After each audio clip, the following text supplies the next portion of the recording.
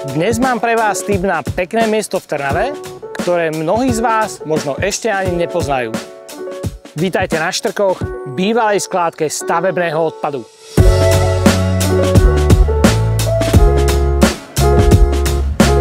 Táto oddychová zóna sa nachádza hneď za obchvatom a bez problému sa sem dostanete pešo, na bajku, ale aj autom.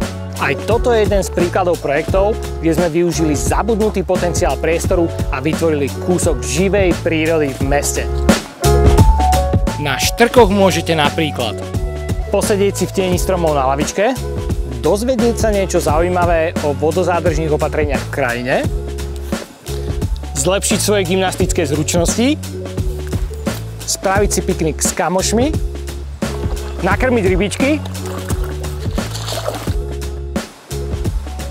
Ale prosím vás, relaxujte radšej na suchu. Budúci rok sa môžete tešiť aj na nové pripojenie cyklotrasov smer Bohdanovce-Špačince. A smeti si prosím odneste radšej so sebou.